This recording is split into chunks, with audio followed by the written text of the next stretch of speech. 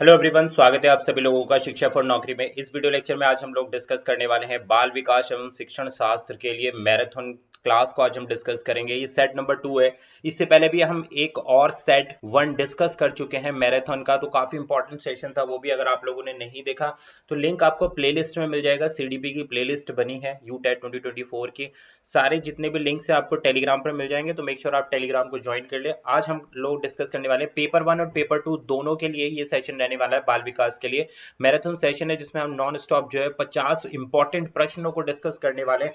काफी हेल्प मिलेगी आपको इन क्वेश्चन से, आपका रिवीजन हो जाएगा। जितने अभी तक हमने थ्योरी क्लास ली है वो सारा रिवीजन भी कवर अप हो जाएगा और इन क्वेश्चंस की हेल्प से आप लोग इजीली पेपर को अटेम्प्ट कर सकते हैं। तो मेक श्योर वीडियो को लास्ट तक जरूर देखना। कितने आप लोगों के प्रश्न सही होते हैं कमेंट पे जरूर आंसर किया करो भाई, उससे पता चलता है कि भाई आप किस लेवल के आप लोग प्रिपरेशन कर रहे हो। तो कमेंट पे सभी के आंसर आने चाहिए। 50 के 50 क्वेश्चंस में से आप लोगों के कितने सही हो रहे हैं उसके लिए आपको पूरी वीडियोस देखनी पड़ेगी और अपने आंसर्स को चेक करना पड़ेगा। तो स्टार्ट करते हैं अपने क्वेश्चन नंबर 1 के साथ में। नोट्स वगैरह जो भी आपको बाय करने, लिंक वीडियो के डिस्क्रिप्शन में, वहां से जाकर आप नोट्स बाय कर सकते हैं। और टेलीग्राम आप लोगों के पास होना चाहिए, टेलीग्राम को जरूर इंस्टॉल कर लो भाई।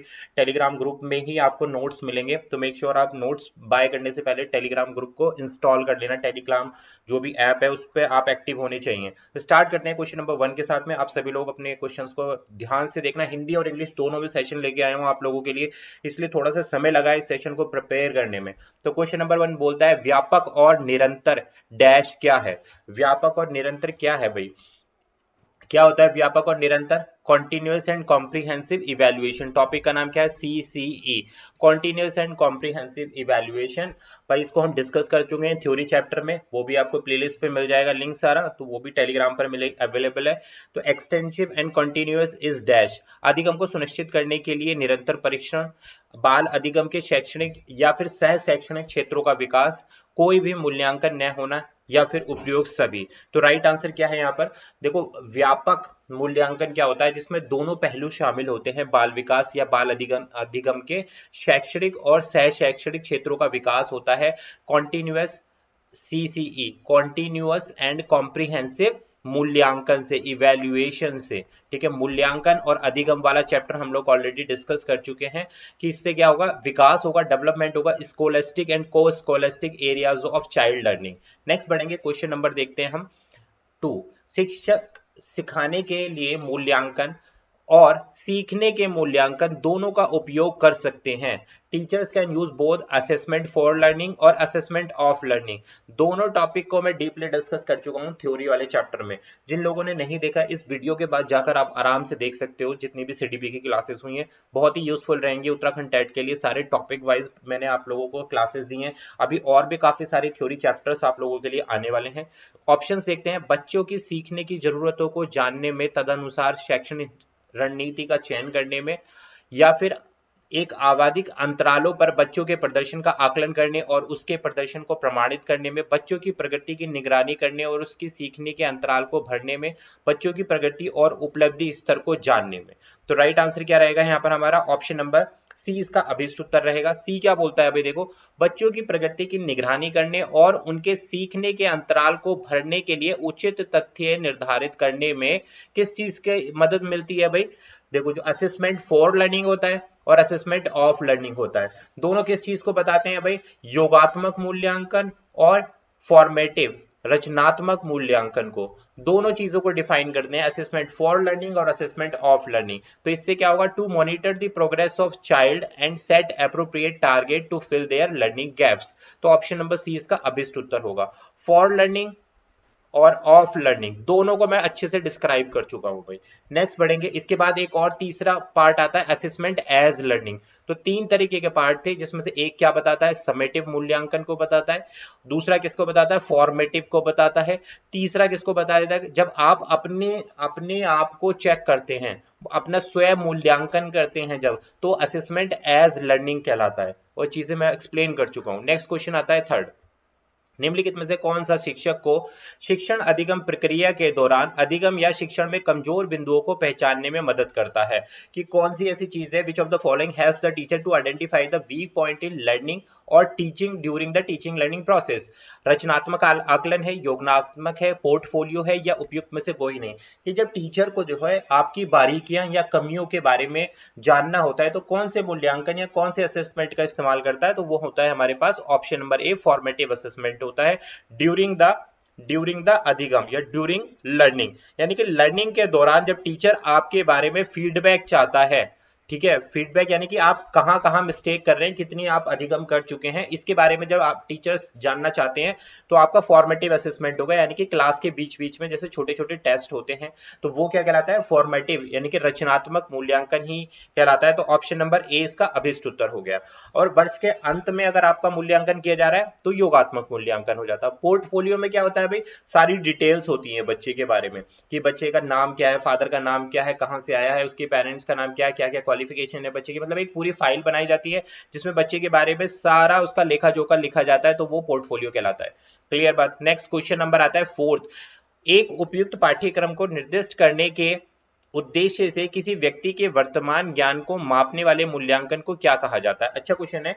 Assessment that measures an individual current knowledge for the purpose of specifying N appropriate course is called समसामयिक मूल्यांकन, रचनात्मक मूल्यांकन, इंटीग्रेटिव मूल्यांकन यानी कि समाकलनात्मक मूल्यांकन, या फिर नैदानिक मूल्यांकन जिसको क्लिनिकल इवैल्यूएशन, या फिर नैदानिक को क्या बोलते हैं हम, डायग्नोस्टिक भी इसको बोल सकते हैं, डायग्नोस्टिक इवैल्यूएशन या फिर नैदानिक मूल्यांकन। तो राइट आंसर रहेगा क्वेश्चन नंबर 4 के लिए ऑप्शन नंबर डी इसका राइट आंसर है।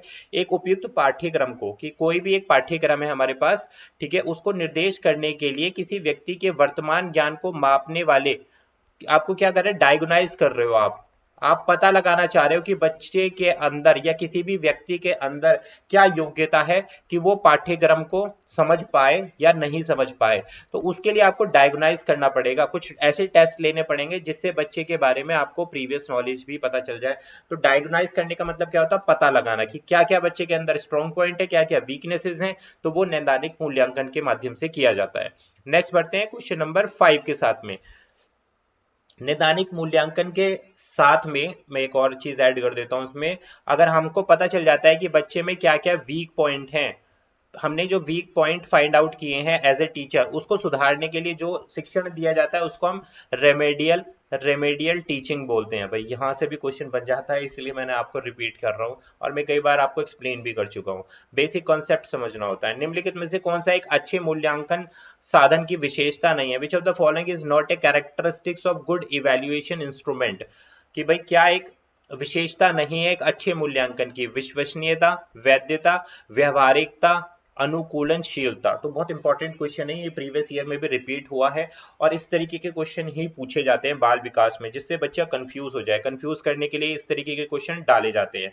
तो कौन सा क्या पूछा है, एक कैरेक्टरिस्टिक्स नहीं है नॉट मूल्यांकन की, एडॉप्टेबिलिटी जिसको हम बोलते हैं, अनुकूलनशीलता एक विशेषता नहीं है मूल्यांकन की। बाकी जो मूल्यांकन होता है वो रिलायबल होता है यानी कि विश्वसनीय होता है, उसकी वैलिडिटी होती है, एक वैलिड होता है, ठीक है, यानी कि वैधता होती है, व्यवहारिक होता है, प्रैक्टिकलिटी भी इन्वॉल्व होती है असेसमेंट में, वैलिड भी होता है ये, और एक रिलायबल भी होता है। फॉर एग्जांपल जैसे आपका यूटेट का एग्जाम है, तो यूटेट का एग्जाम कैसा है, एक रिलायबल एग्जाम है, ठीक है।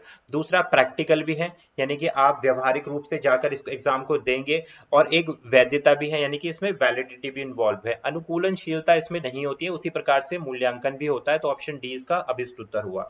नेक्स्ट बढ़ते हैं क्वेश्चन नंबर 6 के साथ। बच्चों में विकास के व्यक्तिगत अंतर को उत्तरदायी ठहराया जा सकता है।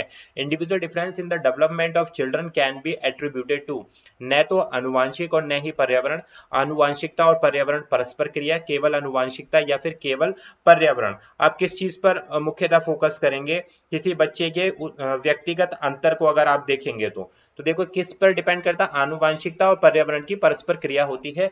प्रीवियस अगर चैप्टर आपने थ्योरी चैप्टर देखा होगा तो आप इजीली आंसर कर सकते हो, जिसमें हम लोगों ने प्रिंसिपल ऑफ डेवलपमेंट देखा था। जिन लोगों ने भी वीडियो थ्योरी चैप्टर इसलिए मैं ड्रॉप कर रहा हूं कि बहुत यूजफुल है, क्वेश्चन इसी प्रकार से बन के आते हैं वहां से।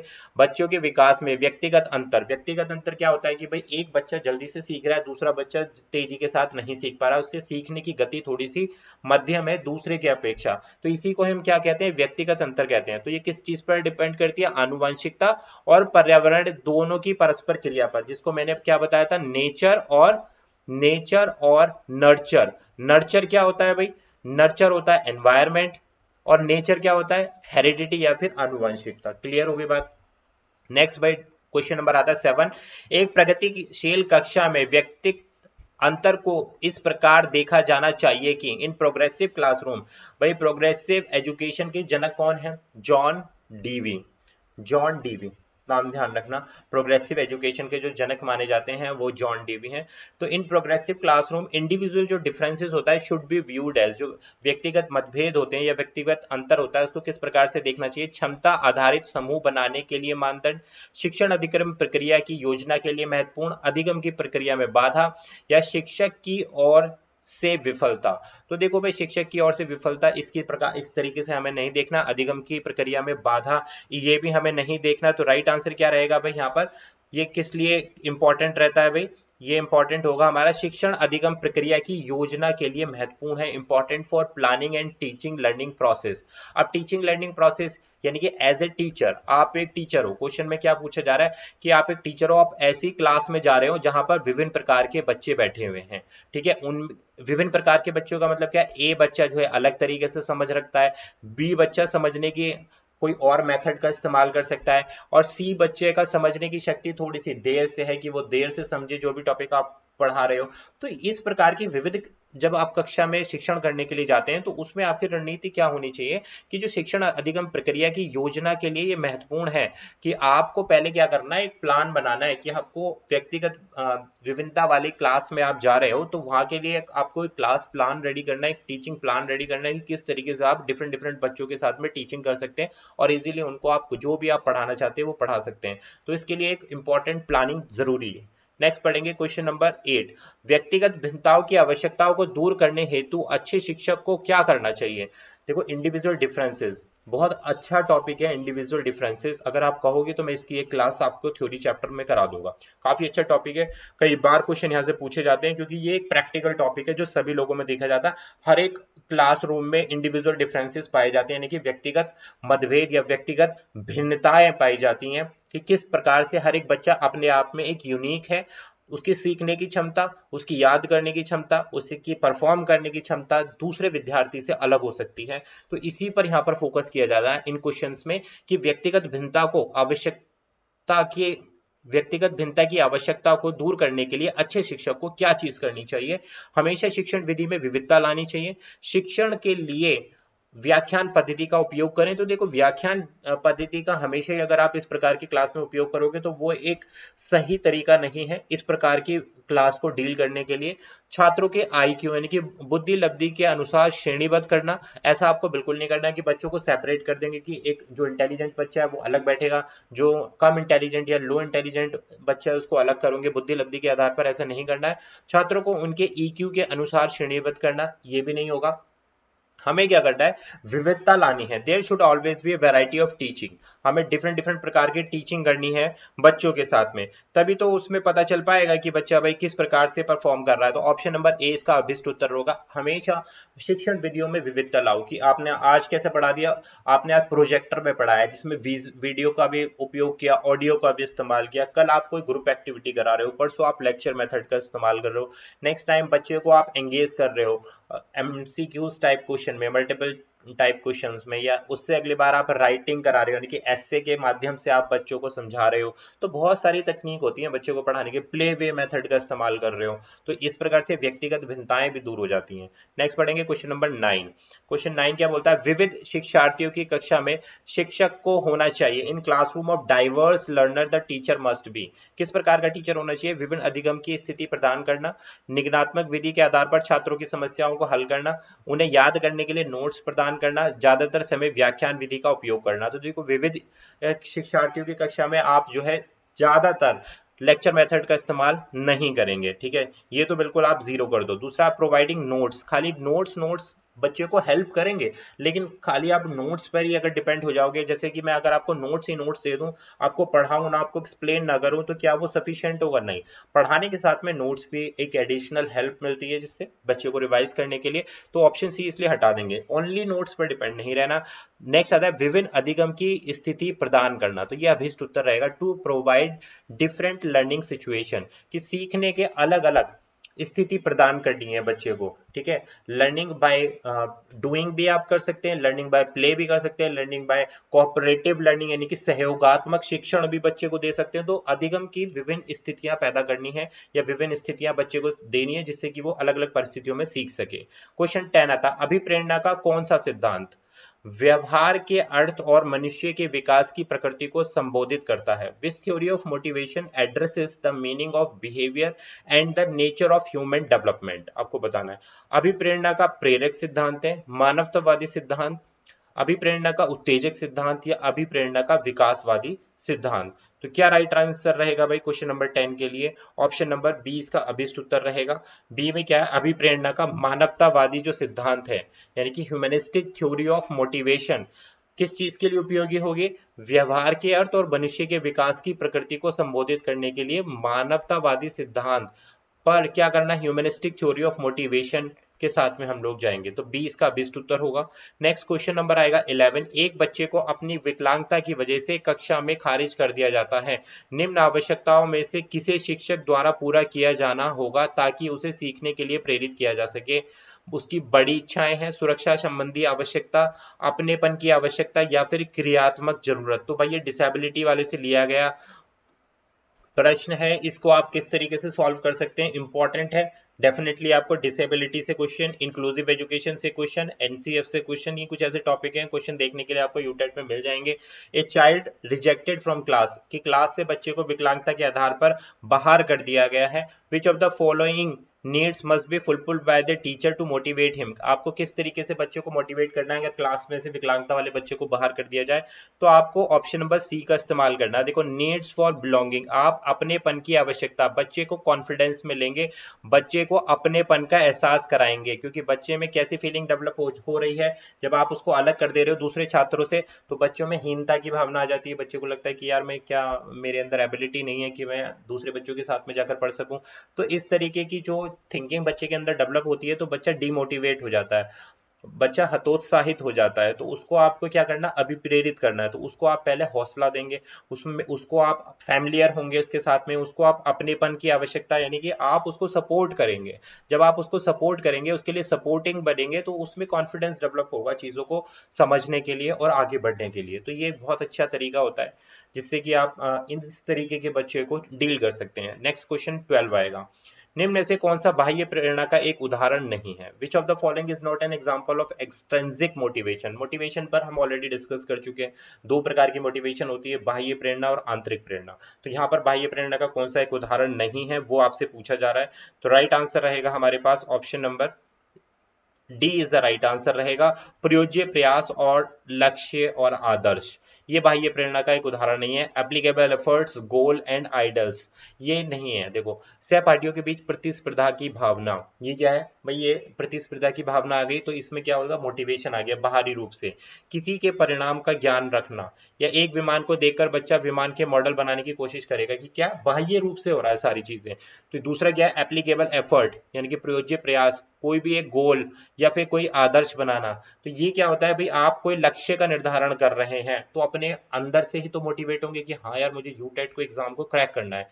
मैं भी आपको मोटिवेट कर रहा हूँ यहाँ पर बाहरी रूप से कि आपको पढ़ना चाहिए, लेकिन जब तक आप सेल्फ मोटिवेटेड नहीं होंगे, आपने अपना लक्ष्य नहीं डिफाइन किया होगा कि मुझे इस बार यूटेट का एग्जाम निकालना है, तो ये आपका क्या हो गया? आंतरिक मोटिवेशन हो गया। उसके बाद सारी चीजें स्टार्ट होंगी। नेक्स्ट, तो यहाँ पर जो बाह्य प्रेरणा का उदाहरण नहीं था तो वो ऑप्शन नंबर डी इसका राइट आंसर है। नेक्स्ट क्वेश्चन बढ़ेंगे 13 के साथ में। निम्न में से कौन सा बाह्य प्रेरणा का उदाहरण नहीं है? ये हम ऑलरेडी डिस्कस कर चुके हैं, रिपीट हो गया भाई क्वेश्चन। नेक्स्ट क्वेश्चन आता है 14। पहली कक्षा का एक शिक्षक यह जानता है कि राम्या एक प्रतिभाशाली बच्चा है और असाधारण रूप से उज्जवल है। शिक्षक को उसे अवश्य पढ़ाना चाहिए। फर्स्ट क्लास का टीचर है, knows that Ramya is a gifted child. अब गिफ्टेड चाइल्ड के बारे में आपको पता होना चाहिए। Is exceptionally bright, the teacher must teach him. कि भाई गिफ्टेड चाइल्ड कैसा होता है भाई? बहुत ज्यादा ब्राइट होता है, ठीक है। अब वो ब्राइट है तो आप उसको किस तरीके के साथ डील करेंगे? केवल तभी जब उन्हें पढ़ने की आवश्यकता हो तभी आप उसको पढ़ाएंगे, अन्य छात्रों की तरह कक्षा के साथ पढ़ाएंगे, समृद्ध कार्यक्रमों का उपयोग करेंगे या कक्षा 2 या 3 के छात्रों के साथ उसको पढ़ाएंगे। तो देखो गिफ्टेड जो चाइल्ड होते हैं ना, वो क्या होते हैं, उनका आईक्यू लेवल बहुत यूनिक होता है, वो बहुत जल्दी से चीजों को सीख जाते हैं और कोई भी क्रिएटिव काम को करने के लिए वो हमेशा आगे रहते हैं, मतलब हमेशा मोटिवेटेड होते हैं। तो यहाँ पर हम क्या इस्तेमाल करेंगे इस प्रकार के बच्चों के लिए, option number C is the right answer, by using rich programmes. इस प्रकार के बच्चों को पढ़ाने के लिए आपको मतलब रिच मटेरियल चाहिए, जो स्टडी मटेरियल है ना वो काफी हाई क्वालिटी का होना चाहिए, जिससे बच्चों में क्रियात्मकता है, उनकी क्रिएटिविटी बढ़े और उनको इंटरेस्ट आए, छोटी मोटी चीजों को इजीली सॉल्व कर लेते हैं। ऐसे बच्चों के लिए आपको एक special IEP, individualised teacher programme जिसको हम बोलते हैं ना, वो प्लान आपको डेवलप करना पड़ेगा कि हाँ भाई ये गिफ्टेड चाइल्ड है, इसके लिए हमें एक्स्ट्रा चीजें रखनी है जिससे कि ये अपना इंटरेस्ट बना के रखे क्लास में, क्योंकि दूसरे विद्यार्थियों को आप जो है उस लेवल का पढ़ाओगे तो वो लेवल ऑलरेडी उस बच्चे को आता है, तो वो क्या करेगा, बोर फील करेगा क्लास में, उसका इंटरेस्ट ही नहीं लगेगा और दूसरे बच्चों को साथ में और परेशान करेगा।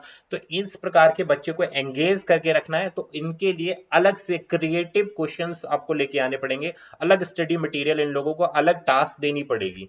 तो यहाँ पर समृद्ध कार्यक्रमों का उपयोग करके ही आप गिफ्टेड बच्चों को पढ़ा सकते हैं एक इंक्लूसिव क्लासरूम में। क्वेश्चन आता है 15, सुविधाहीन सबूत डैश को संदर्भित करता है, disadvantages group dash refers to, किस चीज को रिफर करता है डिसएडवांटेजेस ग्रुप, ये आपको बताना है।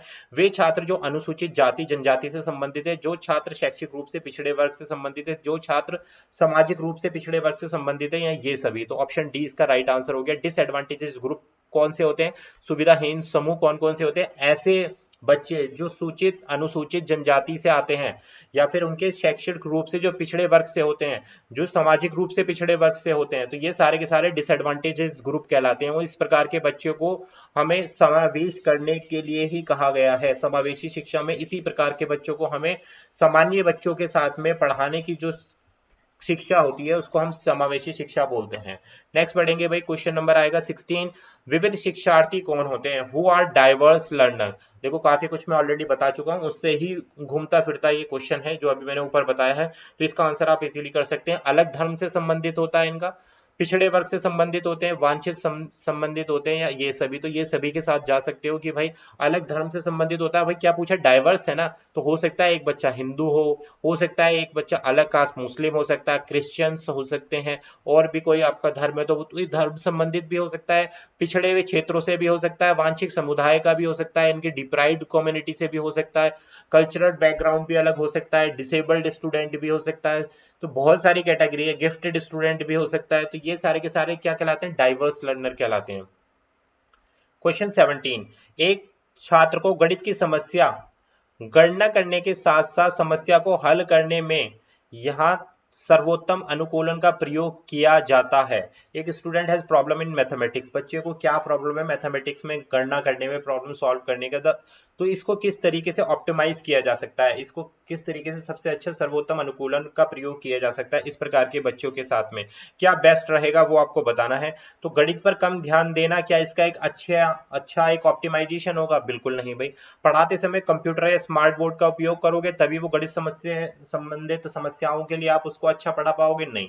गणित की विभिन्न आकर्षक वर्कशीट दे दोगे उसको तो वो उसकी प्रॉब्लम सॉल्व हो जाएगी, बिल्कुल नहीं। विभिन्न शिक्षण अधिगम सामग्री और निर्देशात्मक रणनीति का उपयोग करना, ये सबसे बेस्ट रहेगा भाई। भाई बच्चे को क्या हो रहा है, गणित के प्रश्नों को सिंपल सिंपल समझने में समस्या आ रही है, गणित के प्रश्नों को हल नहीं कर पा रहा, नंबर्स को नहीं समझ पा रहा, तो मेनली क्या है, उसको आप अलग रणनीति का प्रयोग करें। सबसे पहले कि अपनी शिक्षण रणनीति बदलो, शिक्षा पढ़ाने की जो तरीका है गणित का वो बदलो। दूसरी बात, आप टीचिंग लर्निंग मटेरियल का उपयोग करो, यानी कि जितने भी निर्देशात्मक रणनीति है उनमें बदलाव करो। तो इस प्रकार से बच्चों को कुछ हेल्प मिलेगी समझने में। आप एक ही मेथड से पढ़ाते चले जा रहे हो सभी बच्चों को कि भाई ऐसे ऐड कर दो, ऐसे माइनस कर दो, ऐसे, तो भाई वो बच्चा जरूरी नहीं है कि समझ जाए। आप कुछ अलग तरीके के, जितने जैसे अबेस्कस हो गया, एक बहुत अच्छा टीचिंग लर्निंग मटेरियल है, तो उसका इस्तेमाल कर सकते हो आप बच्चे को प्लस माइनस सिखाने के लिए, या फिर आप ग्रुप एक्टिविटी के माध्यम से सिखा सकते हो। तो बहुत सारे तरीके हैं वैसे जिसके थ्रू आप डिफरेंशिएटेड टीचिंग कर सकते हो। तो ऑप्शन डी इसका राइट आंसर है। नेक्स्ट क्वेश्चन नंबर जाएंगे 18 के साथ, समावेशी व्यवस्था में विद्यार्थियों के प्रभावी अधिगम को बढ़ाया जाता है जब effective learning of student is an inclusive setting is enhanced when, कब होगी एनहेंस्ड बाय इंक्लूसिव सेटिंग जो होती है। तो राइट आंसर क्या होगा इसका, शिक्षण रणनीति और दृष्टिकोण में भिन्नता होती है, पाठ्य की सामग्री या पाठ की सामग्री छात्र की जरूरत और उनकी क्षमताओं के स्तर से मेल खाती है, दोनों एक ही अभी छात्रों की ज्ञान और कौशल के लिए हतोत्साहित किया जाना, तो हतोत्साहित तो नहीं करेंगे। अभिष्ट उत्तर सी के साथ जाओ आप, बोथ ए एंड बी इसका अभिष्ट उत्तर होगा समावेशी शिक्षा के लिए। क्वेश्चन नंबर 19, निम्नलिखित में से किसे विशेष शिक्षा का उद्देश्य नहीं माना जाता? Which of the following can not be considered as the objective of special education? भाई विशेष शिक्षा, इंक्लूसिव एजुकेशन, बहुत सारे चैप्टर्स और प्लस क्वेश्चंस में करा चुका हूं, जरूर देख लेना, फिर बाद में पछताओगे, कहोगे कि यार यहाँ से क्वेश्चन आया था हम लोग नहीं कर पाए। भाई विशेष शिक्षा का, इंक्लूसिव एजुकेशन का, डिसेबिलिटी का क्वेश्चन हमें मिस करना ही नहीं है, हमेशा ध्यान रखना। तो निम्नलिखित में से किसी विशेष शिक्षा का उद्देश्य नहीं मान सकते हैं?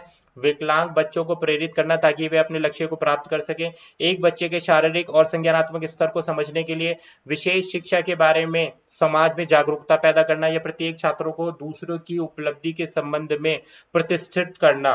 तो क्या राइट आंसर रहेगा हमारे पास में? विशेष शिक्षा का उद्देश्य जो नहीं माना गया है वो आपको बताना है।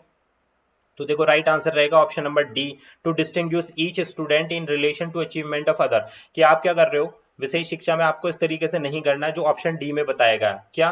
कि आप उपलब्धि के आधार पर बच्चों को अलग कर दे रहे हैं। अलग हमें कभी करना ही नहीं है, अलगाव हमें कभी भी शिक्षा तकनीक में नहीं करना, शिक्षण रणनीति में कभी भी नहीं करना। आप शिक्षण कर रहे हैं तो बच्चे को एक साथ लेके चले, समावेशन करना है, ना कि अलगाव करना है। अलगाव आप किसी भी आधार पर कर सकते हैं, ऐसा होता रहा है, अभी भी हो रहा होगा कि भाई जो ब्रिलियंट स्टूडेंट है उनको एक अलग तरीके से डील किया जाता है, जो मिडिल स्टूडेंट है उनको अलग, जो बिल्कुल पढ़ने में कमजोर है उनको पीछे फेंक देते हैं कि भाई आप पीछे बैठोगे आगे आओगे। तो इस प्रकार की चीजें क्या होती है, बच्चों में अरुचि की भावना डेवलप करती है टीचिंग के माध्यम से, कि टीचिंग लर्निंग मटेरियल में बच्चा इंटरेस्ट नहीं लेता, टीचिंग में लर्निंग में इंटरेस्ट नहीं लेगा, क्लास में जो आप पढ़ा रहे हो उसमें बिल्कुल भी ध्यान नहीं देगा। क्यों? उसमें तो आपको, आपने तो पैसे उसको अलगाव कर दिया, आपको आपने कह दिया कि भाई तू पुअर है, तुझे कुछ समझ में नहीं आता, तू पीछे बैठ जा। आपने इस बिहाव पर डिसाइड कर लिया कि बच्चे की परफॉर्मेंस अच्छी नहीं थी। हो सकता है आज का टॉपिक जो आप पढ़ाने वाले हो, जो पुअर स्टूडेंट है वो अच्छे से समझ जाए और जो इंटेलिजेंट है उसको बाद में समझ में आए। तो आपको कभी भी बच्चे को अंडर एस्टिमेट नहीं करना। काफी ज्यादा मैंने इसको डिस्क्राइब कर दिया है, ऑप्शन नंबर डी इसका राइट आंसर है। आगे बढ़ते हैं, काफी और क्वेश्चन अभी हमें डील करने हैं। अधिगम के शून्य हस्तांतरण का अर्थ क्या है? Zero transfer of learning means, बहुत इंपॉर्टेंट क्वेश्चन है भाई। जीरो ट्रांसफर ऑफ लर्निंग, अधिगम के शून्य हस्तांतरण का मतलब क्या होगा?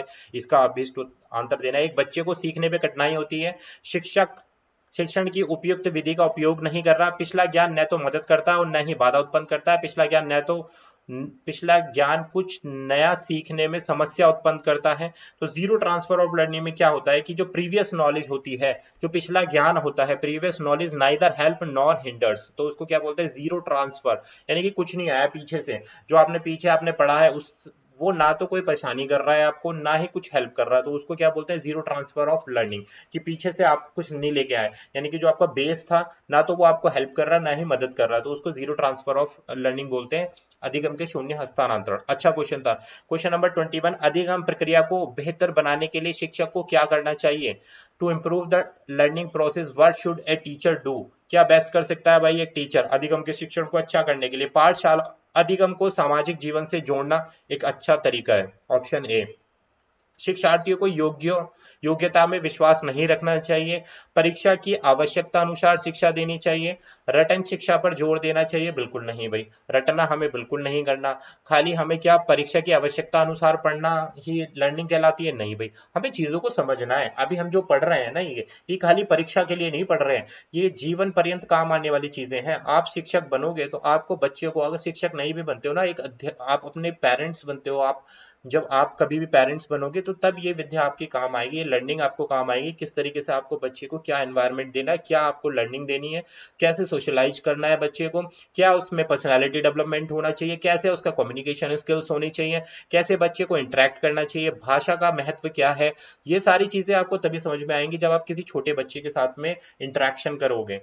तो उसलिए भी हम पढ़ रहे हैं, जरूरी नहीं है कि केवल आपका मोटिव जो है उत्तराखंड टैट को ही क्वालिफाई करना है। उत्तराखंड टैट आपको क्वालिफाई करना है, बेसिक एक एम है हमारा, लेकिन इसके साथ साथ हमें क्या इससे पॉजिटिव आउटकम मिल रहे हैं वो भी तो हमें देखना है। तो पाठशाला अधिगम को सामाजिक जीवन से जोड़कर रखना चाहिए भाई। तो ऑप्शन नंबर ए इसका अभिष्ट उत्तर होगा, अधिगम की प्रक्रिया को अच्छा बनाने के लिए। नेक्स्ट बढ़ेंगे, क्वेश्चन नंबर 22, निम्नलिखित में से कौन सी अधिगम की शैली नहीं है जिससे बच्चा सीखते हैं? विच of the following is not a learning of style of learning etch which children learn? कौन सा एक ऐसा तरीका है जिसमें जो टीचिंग की एक शैली नहीं है। दृश्य, श्रव्य, स्पर्शनीय या फिर स्मार्ट बोर्ड, इसका तो आंसर आप इजीली कर सकते हो। तो ऑप्शन सी इसका क्या हो गया, विच of the following is not a style of learning, का एक अधिगम की एक शैली नहीं है। तो भाई दृश्य सामग्री हो गया, श्रव्य सामग्री हो गया, टैक्टाइल यानी कि स्पर्शनीय भी हो गया। ऑप्शन नंबर डी के साथ जाओ, एक स्मार्ट बोर्ड जो है क्या है, अधिगम की शैली नहीं है, जिसमें बच्चे सीखते हैं, इसकी मदद से सिखाया जाता है, एक टीचिंग लर्निंग मटेरियल है। देखो, देखने देखने के माध्यम से बच्चे सीखते हैं, सुनने के माध्यम से बच्चे सीखते हैं, किसी चीज को टच करके भी सीखते हैं, लेकिन स्मार्ट बोर्ड क्या है, एक टीचिंग लर्निंग मटेरियल हो गया है ना। ऊपर वाली तीनों क्या है, इन चीजों की हेल्प से बच्चों को लर्निंग होती है, ये क्या है, लर्निंग मटेरियल है। तो दोनों में डिफरेंस हो गया, तो इसलिए हमने ऑप्शन नंबर डी को चूज किया है। नेक्स्ट बढ़ेंगे क्वेश्चन नंबर 23 के साथ। निम्नलिखित में से कौन सा कारक कक्षा में सार्थक अधिगम का पक्ष लेता है, which of the following factor favours meaningful learning in the classroom.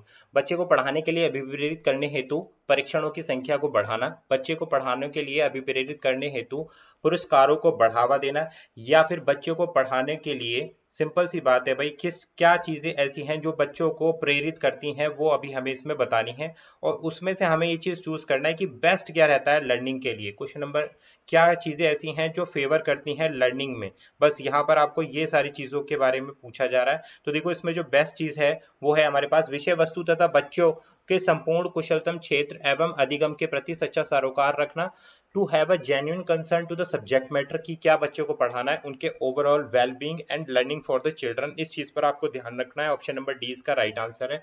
Next बढ़ते हैं क्वेश्चन नंबर 24 पर। बच्चों के शिक्षण को सुविधा प्रदान करने के लिए एक अच्छा कक्षा वातावरण बनाने हेतु दिए गए कथनों में से कौन सा कथन ऐसा वातावरण बनाने हेतु सही नहीं है। देखो, बच्चों के प्रयास की मंजूरी, शिक्षक के साथ अनुपालन करना, शिक्षक के सकारात्मक स्वर, या फिर बच्चे की स्वीकृति। तो देखो, ऑप्शन नंबर बी इसका राइट आंसर होगा। शिक्षकों के साथ अनुपालन करना जो है, ऑप्शन बी अभिष्ट उत्तर होगा क्वेश्चन नंबर 24 के लिए। नेक्स्ट बढ़ेंगे, क्वेश्चन नंबर आएगा हमारे पास 25। इंपॉर्टेंट क्वेश्चन है, थ्योरी ऑफ इंटेलिजेंस से, बहुविध बुद्धिमत्ता के डैश रूप हैं, there are dash forms of multiple intelligence के, मतलब कितने प्रकार हैं, ये पूछा गया है। 6 हैं, 7 हैं, 8 हैं, या फिर 9 हैं, ये आपको बताना है। तो मल्टीपल इंटेलिजेंस के भाई 8 प्रकार की हमारे पास बहुबुद्धि के सिद्धांत हैं, जो होवर्ड गार्डनर के द्वारा दिए गए। बहुबुद्धि का सिद्धांत किसने दिया है, होवर्ड गार्डनर ने दिया है। मैंने इसको आपको काफी व्यापक स्केल पर मैंने इसको समझा दिया था, थ्योरी चैप्टर आप जाकर देख सकते हो। 8 प्रकार की बुद्धि होती है, जैसे स्थानिक बुद्धि हो गई, भाषाई बुद्धि हो गई, दूसरा म्यूजिकल इंटेलिजेंस हो गया। सारी चीजें किसके अंतर्गत आती हैं भाई, ये आती हैं बहुविध बुद्धिमत्ता के अंतर्गत। नेक्स्ट क्वेश्चन नंबर आता है 26। Spearman proposed which theory of intelligence, Spearman ने बुद्धिमत्ता के किस सिद्धांत को प्रस्तावित किया था। इकाई कारक सिद्धांत, 2 कारक सिद्धांत, 3 कारक सिद्धांत, या बहु कारक सिद्धांत। तो देखो, चार्ल्स स्पीयरमैन ने कौन सी थ्योरी दी है भाई, 2 कारक, ड्यू कारक थ्योरी दी है, 2 फैक्टर थ्योरी जिसको बोलते हैं, जिसमें क्या था भाई, एक जी फैक्टर को मैंने आपको बताया था, यानी कि एक सामान्य बुद्धि होती है, और एक एस फैक्टर, और एक क्या होती है, स्पेशल बुद्धि होती है। तो 2 प्रकार की बुद्धि को दिया है चार्ल्स स्पीयरमैन ने, 2 फैक्टर थ्योरी इन्होंने डेवलप करी है। नेक्स्ट बढ़ते हैं क्वेश्चन नंबर 27। बुद्धिमत्ता या बुद्धिमत्ता पूर्ण बुद्धि काफी हद तक निम्नलिखित में से किस पर निर्भर करती है। Crystallise intelligence is largely depend on, शिक्षा पर, अनुभव पर, बुद्धि पर, या ए और बी दोनों पर। तो काफी अच्छा क्वेश्चन है, तो ऑप्शन डी इसका राइट आंसर है। देखो, crystallise intelligence is largely depend on, शिक्षा पर भी डिपेंड करती है बुद्धि, अनुभव पर भी डिपेंड करती है, तो ऑप्शन ए और बी इसके साथ अभिष्ट उत्तर रहेंगे। नेक्स्ट क्वेश्चन आता है हमारे पास 28। प्रायोगिक बुद्धिमत्ता का उपयोग किया जाता है, प्रैक्टिकल इंटेलिजेंस जो होती है वो कहां पर इस्तेमाल की जाती है, अनुकूलन यानी कि एडॉप्शन में की जाती है, चयन करने पे यानी कि चूज करने पे, किसी चीज को शेप आकार देने में, या उपयोग सभी। तो राइट आंसर क्या है 28 का, ऑप्शन नंबर डी इसका राइट आंसर रहेगा। जितनी भी हमारी प्रैक्टिकल बुद्धि है यानी कि प्रायोगिक बुद्धिमत्ता है, वो देखो अडॉप्शन में भी इस्तेमाल होती है, दूसरा किसी चीज को मतलब चूज करने में भी इस्तेमाल करती होती है, यानी कि किसी चीज को शेप देना, ऑप्शन नंबर 3। तो इन सारी चीजों में हमारी प्रायोगिक बुद्धि का इस्तेमाल होता है, तो ऑप्शन डी इसका अभिष्ट उत्तर हुआ। नेक्स्ट बढ़ रहे हैं हम, क्वेश्चन नंबर देखते हैं 29 आएगा हमारे पास में। रचनात्मकता उसी प्रकार अभिसारी चिंतन से जुड़ी होती है जिस प्रकार डैश से जुड़ी होती है। Creativity is associated with the divergent thinking in the same way intelligent is associated with, कि इंटेलिजेंस जो होती है वो किस किस चीज से जुड़ी होती है, अवधारणात्मक चिंतन, या फिर चिंतनशील चिंतन, रचनात्मक चिंतन या फिर अभिसारी चिंतन। तो देखो बुद्धिमत्ता जो है अभिसारी चिंतन से जुड़ी हुई होती है। ऑप्शन नंबर डी इसका अभिष्ट उत्तर रहेगा क्वेश्चन नंबर 29 के लिए। नेक्स्ट बढ़ते हैं, क्वेश्चन देखते हैं 30। Who was the first attempt to classify mental retardation in terms of intelligence. आपको ये बताना है कि भाई बुद्धिमत्ता के संदर्भ में किसने मानसिक मंदता को सर्वप्रथम वर्गीकृत करने का प्रयास किया था। लुइस थ्रस्टन थे, अल्फ्रेड बिने थे, स्टेनबर्ग थे या फिर जेपी गिलफोर्ड थे।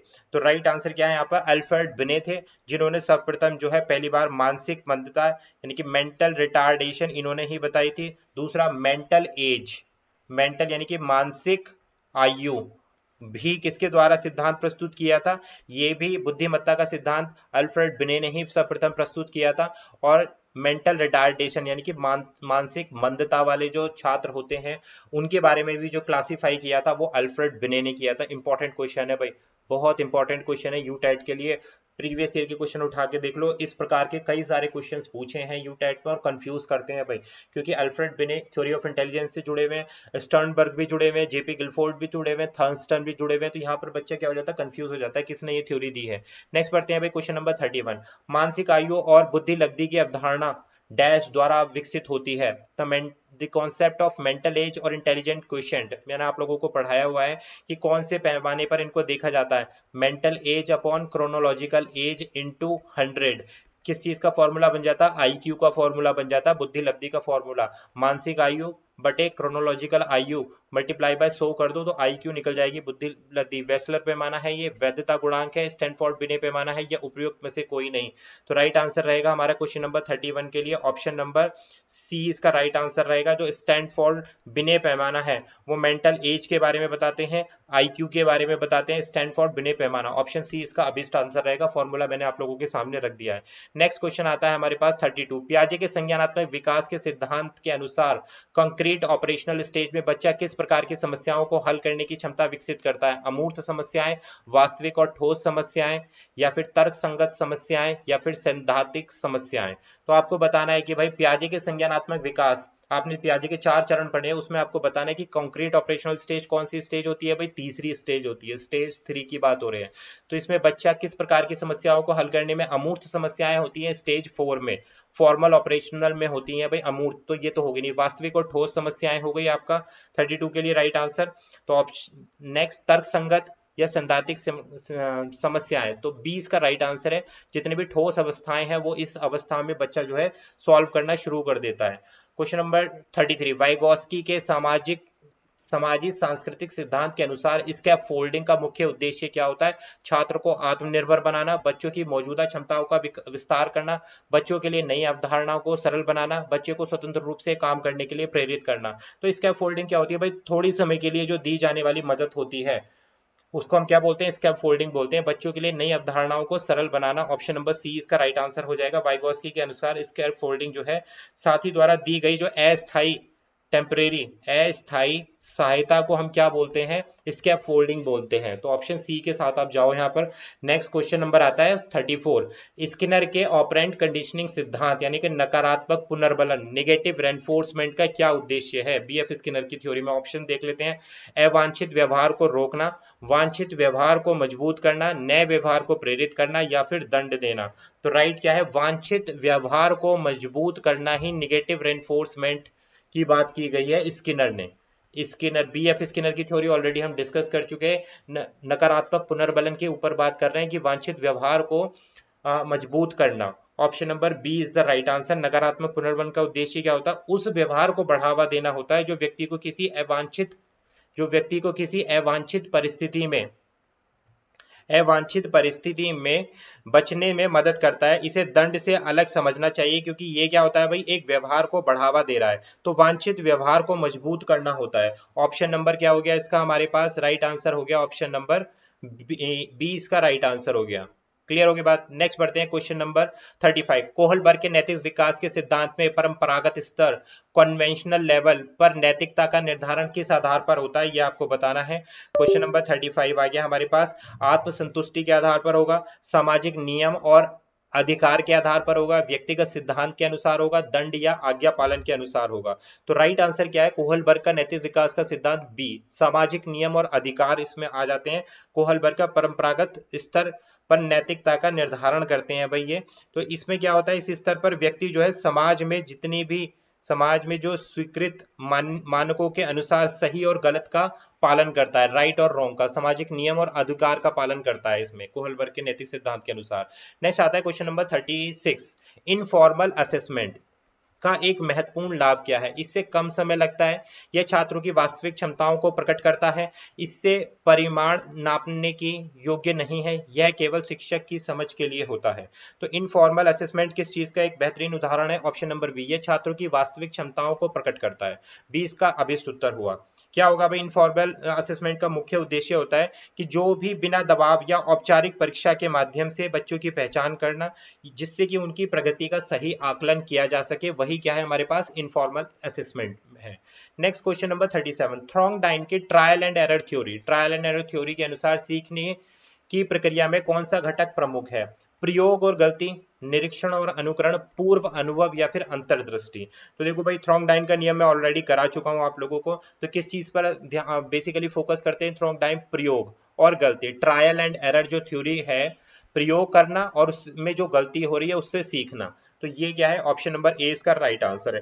नेक्स्ट क्वेश्चन नंबर आता है 38, मैस्लो की जरूरतों का पदाक्रम, हायरार्की ऑफ नीड्स में आत्मविश्वास यानी कि सेल्फ एक्चुअलाइजेशन की आवश्यकता कब पूरी होती है? जब शारीरिक अवस्थाएं पूरी हो जाती हैं, जितनी भी हमारी शारीरिक नीड्स होती हैं वो जब पूरी हो जाती हैं, या फिर जब व्यक्ति अपनी सभी सामाजिक आवश्यकताएं पूरी कर लेता है, जब व्यक्ति अपने संभावित विकास को समझ लेता है और उसे प्राप्त करने की कोशिश करता है, जब व्यक्ति केवल सुरक्षा की आवश्यकता को महसूस करता है। तो देखो राइट आंसर रहेगा क्वेश्चन नंबर 38 के लिए ऑप्शन नंबर सी, जब व्यक्ति अपनी संभावित विकास को समझ लेता है और उसे प्राप्त करने की कोशिश करता है। तो ये कौन सा चरण आता है भैया?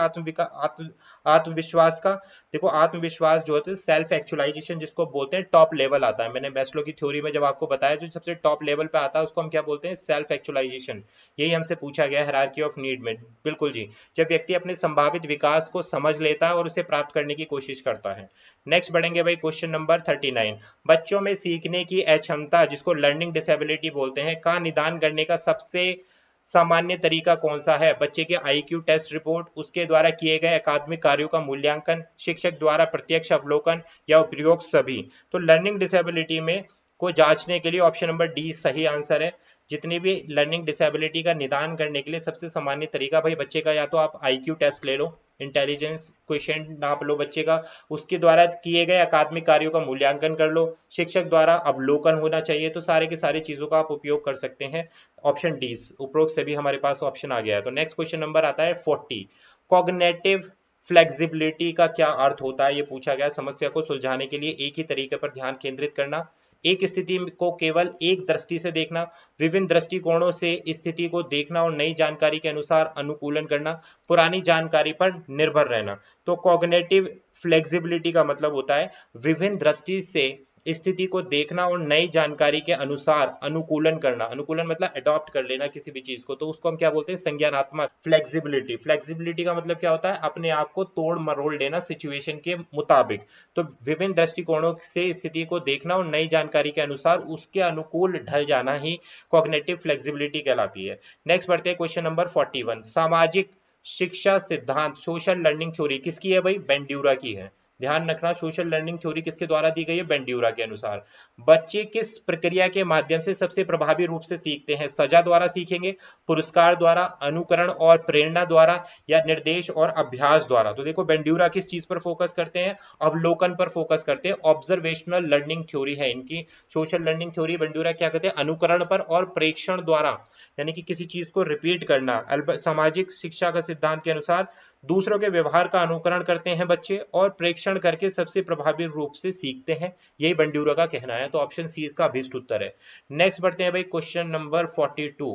क्वेश्चन 42, गार्डनर के बहुबुद्धिमत्ता सिद्धांत मल्टीपल थ्योरी ऑफ इंटेलिजेंस के अनुसार किस प्रकार की बुद्धिमत्ता का उपयोग कवि और लेखक मुख्य रूप से करते हैं? तो गार्डनर के कितने सिद्धांत है भाई? 8 प्रकार की इन्होंने बुद्धि दी है, उसमें से आपको ये बताना है कि कौन सी थ्योरी का इस्तेमाल जो कवि होते हैं मुख्य रूप से करते हैं। लॉजिकल मैथमेटिकल इंटेलिजेंस, या भाषाई बुद्धि, शारीरिक बुद्धि, या दृश्य स्थानिक बुद्धि। तो आप लोगों को पता है जो कवि होते हैं वो किस प्रकार की बुद्धि का इस्तेमाल करते हैं? भाषाई बुद्धिमत्ता का इस्तेमाल करते हैं भाई, ये हम सभी लोगों को पता है। क्योंकि कवि का कार्य क्या होता है भाई? कविताओं का कहना होता है, और कविताएं जो है विचारों से और भाषा के माध्यम से कही जाती हैं। इस प्रकार की बुद्धि को हम क्या बोलते हैं? भाषा ही बुद्धि बोलते हैं। तो option number B is the right answer. जितने भी हमारे न्यूज एंकर वगैरह हैं, न्यूज वगैरह जो बोलते हैं, या कवि हो गए, राइटर, राइटर तो लिखित लिखित संबंधित हो गया, यानी कि लेखन संबंधित हो गया उनका। लेकिन कवि कवि भी लिखते हैं, लेकिन इसमें भाषा का इस्तेमाल होता है, तो भाषाई बुद्धि प्राइमरी रूप से यहाँ पर काम करती है। अगर आपसे स्पोर्ट्स पर्सन के बारे में पूछा जाता है तो आप क्या बताते हैं भाई? जो लोग खेलने में एक्सपर्ट होते हैं, तो उसको हम क्या बोलते हैं? शारीरिक, बॉडीली काइनेस्थेटिक इंटेलिजेंस आप यहाँ पर इस्तेमाल करते हैं अगर स्पोर्ट्स के बारे में बात की जाती है। गणित के बारे में बात की जाती है तो लॉजिकल मैथमेटिकल, और अगर जैसे आर्किटेक्चर वगैरह होते हैं तो इनके लिए दृश्य स्थानिक बुद्धि यानी कि विजुअल स्पेशल इंटेलिजेंस का प्रयोग किया जाता है। तो option number D is the right answer for question number 42। ठीक है भाई, नेक्स्ट आते हैं। अगेन यहाँ पर 42 आ गया, लेकिन क्वेश्चन ये हमारा 43 है, नंबर इसका गलत मार्क हो गया। किस मनोवैज्ञानिक ने क्लासिकल कंडीशनिंग का सिद्धांत प्रस्तुत किया था? ठीक है, which psychologist presented the theory of classical conditioning? John Watson ने किया था, बीएफ स्किनर ने किया था, जीन पियाजे ने किया था, या फिर इयन पावलाव ने किया था? तो ये मैं आप लोगों को बता चुका हूँ। इयन पावलाव की थ्योरी कैसी है भाई? क्लासिकल कंडीशनिंग की थ्योरी है। Option number D is the right answer. इन्होंने ये सिद्धांत प्रयोग किया था। इन्होंने किस पर प्रयोग किया था भाई? डॉग पर प्रयोग किया था। कि डॉग पर क्या किया था इन्होंने? घंटी की आवाज और बैल वाला जो सिद्धांत है वो किसका है? क्लासिकल कंडीशनिंग का है, इयन पावलाव का है, जिसको हम अच्छे से समझ चुके हैं। नेक्स्ट बढ़ते हैं भाई, क्वेश्चन नंबर आएगा हमारे पास 43। अब आप कैसे भी मार्क कर लेना। मेटाकॉग्निशन से क्या तात्पर्य है ये आपको बताना है कि व्हाट इज मेटाकॉग्निशन। मेटाकॉग्निशन या मतलब का क्या होता है? परासंज्ञान, संज्ञान के बारे में भी जानकारी देना। क्या राइट आंसर होगा? याद करने की प्रक्रिया है? जी नहीं।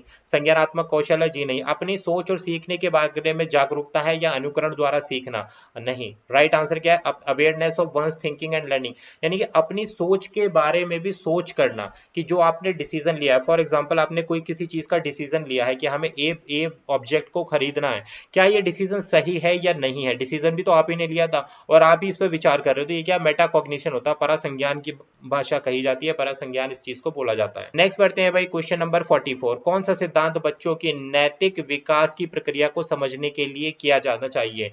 विच theory is known for exploring the process of child moral development? तो मॉरल डेवलपमेंट आपको पता है नैतिक विकास की थ्योरी किसने दी है? कोहलबर्ग का नैतिक विकास, पियाजे का संज्ञानात्मक, वाइगोत्स्की का सोशल सांस्कृतिक, बेंड्यूरे का सामाजिक शिक्षा सिद्धांत। तो आप सभी को पता है कि मॉरल डेवलपमेंट थ्योरी किसके द्वारा दी गई? कोहलबर्ग के द्वारा दी गई है। और इनके कितने स्टेजेस हैं? 3 स्टेज हैं।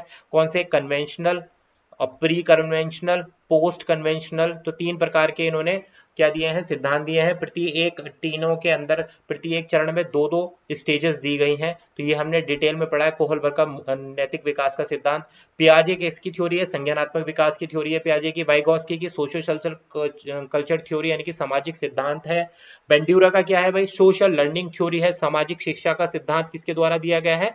बेंड्यूरा के द्वारा दिया गया है। तो ये सारी थ्योरी हो गई, आपको पता होनी चाहिए किस भाई साइकोलॉजिस्ट ने कौन सी थ्योरी प्रपोज की है। ये आपको ज्ञान अब 100% होना चाहिए, यहाँ से क्वेश्चन गलत नहीं होना चाहिए आप लोगों का। क्वेश्चन नंबर आता है 45। जब एक बच्चा किसी कठिन कार्य को करने में सफल होता है तो उसे आत्म संतृप्ति यानी कि सेल्फ कॉन्सेप्ट किस प्रकार से प्रभावित होता है? कि बच्चा अपने आप चीजों को जब करता है तो क्या होता है भाई? उसके बाद में उसे किस प्रकार से सेटिस्फेक्शन मिलता है, ये पूछा गया। आत्म संतृप्ति नकारात्मक हो जाता है, इसमें कोई परिवर्तन नहीं होता है, सकारात्मक हो जाता है, या आत्म संतृप्ति यानी कि सेल्फ कॉन्सेप्ट अपन के बारे में बात हो रही है यहाँ पर, निगेटिव हो जाएगा, या फिर चेंज नहीं होगा, पॉजिटिव होगा, या फिर वीकनेस होगी? तो राइट आंसर है हमारे पास ऑप्शन नंबर सी, आत्म संप्रति सकारात्मक हो जाता है भाई। पॉजिटिव तो हो ही जाएगा भाई। सेल्फ कॉन्सेप्ट जिसको हम बोल रहे हैं आत्म संप्रति, कि क्या हुआ इसमें कि किसी बच्चे ने स्वयं, अब देखो यहाँ पर समझो, चाइल्ड ने अपने परसेप्शन के अकॉर्डिंग जो है एक टास्क को कंप्लीट किया, एक डिफिकल्ट टास्क को पूरा किया अपने कॉन्सेप्ट लगाकर, ठीक है, अपना परसेप्शन लगाकर। तो उसके साथ साथ जो उसका सेल्फ कॉन्सेप्ट है या सिर्फ सेल्फ कॉन्फिडेंस है वो क्या होगा भाई? बूस्ट हो जाता है, सकारात्मक हो जाता है, पॉजिटिव हो जाता है। नेक्स्ट बढ़ते हैं क्वेश्चन नंबर 46 के साथ। बेंड्यूरा के सामाजिक शिक्षक सिद्धांत के अनुसार कौन सा घटक मॉडलिंग प्रक्रिया में महत्वपूर्ण भूमिका निभाता है? Social learning theory, which factor play key role in the process of modelling? अवलोकन, प्रत्यक्ष अनुभव, तर्क शक्ति या फिर शारीरिक कौशल। तो राइट आंसर है हमारे पास यहाँ पर 46 के लिए ऑप्शन नंबर ए अवलोकन। बेंड्यूरा को आपको पता है किस चीज पर मेनली फोकस करते हैं, अवलोकन पर, किसी चीज को देखना, ऑब्जर्व करना। Option A is the right answer. Next बढ़ रहे हैं क्वेश्चन नंबर 47। वाइगॉस्की के निकट क्षेत्र जोन ऑफ प्रॉक्सिकल डेवलपमेंट में शिक्षा की भूमिका क्या होती है? जो भी एक टीचर होता है उसकी भूमिका क्या होगी? ZPD थ्योरी जो वाइगॉस्की के द्वारा दी गई है वो आपको बतानी है। बच्चे को पूर्ण स्वतंत्रता देना, बच्चे को निर्देश देना और आवश्यकता अनुसार सहायता प्रदान करना, बच्चे को कठोर अनुशासन में रखना, ये तो बिल्कुल नहीं होगी। केवल निष्क्रिय अवलोकन करना, ये भी नहीं होगी। बच्चों को क्या पूर्ण स्वतंत्रता दे दोगे आप बच्चे को? नहीं। बच्चे को निर्देश भी दोगे आप, साथ साथ जहां बच्चे को जरूरत है वहां उसको आवश्यकता अनुसार सहायता भी दोगे। To guide child and provide necessary assistant, यही क्या है हमारे पास? ZPD है। जोन ऑफ प्रॉक्सिमल डेवलपमेंट में क्या होता है भाई? बच्चे को गाइड भी किया जाता है और बच्चे को जहां मदद की जरूरत होती है वहां मदद भी दी जाती है। तो option number B is the right answer. Next बढ़ेंगे क्वेश्चन नंबर 48। कौन सा सिद्धांत बच्चों की सीखने की प्रक्रिया में उनकी सामाजिक संपर्कों की महत्वपूर्ण भूमिका को उजागर करता है?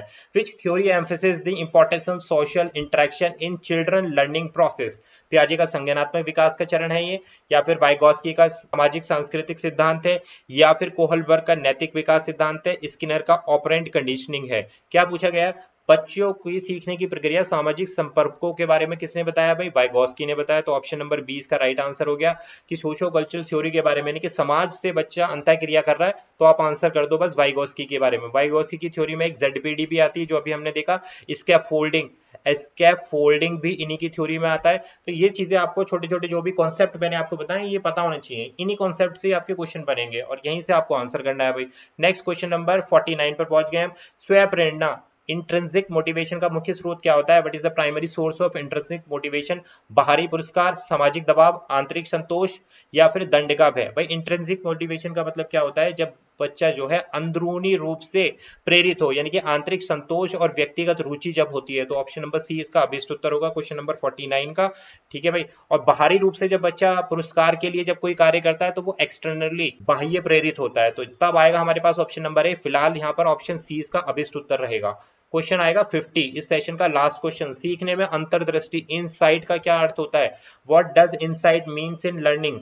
अनुभव द्वारा सीखना, अचानक किसी समस्या का समाधान करना, सजा द्वारा सीखना, अनुकरण द्वारा सीखना। अनुकरण का मतलब क्या होता है? कि इमिटेशन, किसी चीज को पीछे पीछे दोहराना, तो ये नहीं आएगा। इनसाइट क्या होता है? सडन, जब आपके पास में अचानक के साथ में, जैसे बोलते हैं ना कि दिमाग की बत्ती जलना, तो उसे बोलते हैं अचानक किसी समस्या का समाधान आपके पास जब आ जाता है। जब कोई आप सोल्यूशन के बारे में सोचते हो, आपको नहीं ध्यान आता, सडनली ध्यान आता है, उसे हम क्या बोलते हैं? इनसाइट लर्निंग बोलते हैं। ऑप्शन नंबर 20 का राइट आंसर। तो भाई ये थे हमारे मैराथन के CDP के क्वेश्चन जो सेट नंबर हमने 2 डिस्कस किया। बाल विकास एवं शिक्षण शास्त्र के लिए क्वेश्चन कितने आप लोगों के सही हुए कमेंट जरूर कर देना। 50 के 50 क्वेश्चन है। एक क्वेश्चन हमने 2 बार देख लिया था और बाद में एक बार दूसरा क्वेश्चन फिर दोबारा से डिफरेंट क्वेश्चन रहा, एक एक्स्ट्रा क्वेश्चन हो गया था हमारे पास। तो टोटल नंबर ऑफ क्वेश्चन 50 हो गए। नोट्स वगैरह भाई आपको अगर चाहिए तो नीचे वीडियो के डिस्क्रिप्शन में लिंक है, टेलीग्राम आप इंस्टॉल कर लो। टेलीग्राम इंस्टॉल करके लिंक के थ्रू आप परचेस कर सकते हो। बहुत ही यूजफुल नोट है भाई, थ्योरी चैप्टर्स जो आप मिलेंगे, ये सारे क्वेश्चन जो है मैराथन वाले विद आंसर के साथ में भी आपको मैं नोट्स में प्रोवाइड कर रहा हूं, तो मेक श्योर आप चेकआउट कर सकते हो। पेपर के लिए काफी इंपॉर्टेंट है भाई। जिन लोगों ने भी लिए हैं काफी हेल्प मिलने वाली है और मैं काफी नोट्स वहां पर ऑलरेडी अपलोड कर रहा हूँ। डेली बेसिस पर जो क्लासेस होती हैं वो भी अपलोड कर रहा हूँ। जब तक हमारी यूटेट की प्रिपरेशन चलेगी मैं नोट्स वहां पर अपलोड करता रहूंगा। तो इसी के साथ वीडियो को एंड करते हैं। कोई भी डाउट हो तो कॉमेंट कर देना भाई। कभी कभी क्या हो जाता है, काफी सारी चीजें कवर अप करनी होती है तो उसमें लैंग्वेज थोड़ी सी ऊपर नीचे स्किप हो जाती है, तो भाई इतनी गलती को नजरअंदाज कर देते हैं। क्योंकि आप लोगों को पता है मैं आपको जो कॉन्सेप्ट दे रहा हूँ ना वो पॉइंट टू पॉइंट है ना। कभी कभी क्या हो जाता है कि मैं आपको बता कुछ रहा हूँ लेकिन बोल सही रहा हूँ, लिखा हुआ अलग है, तो वो ये थोड़ा सा स्पीड की वजह से हो जाता है। मुझे स्पीड में चीज़ों को कवर अप करना पड़ता है क्योंकि ज़्यादा टाइम नहीं है हमारे पास और चीज़ें हमें ज़्यादा पढ़नी है। Thank you for watching. अपना कमेंट कर देना। जो लोग चैनल पर नए तो सब्सक्राइब कर लेना। नोट्स वगैरह के लिए मैंने टेलीग्राम पर भी जा सकते हो आप और वीडियो के डिस्क्रिप्शन में भी लिंक है। Thank you for watching.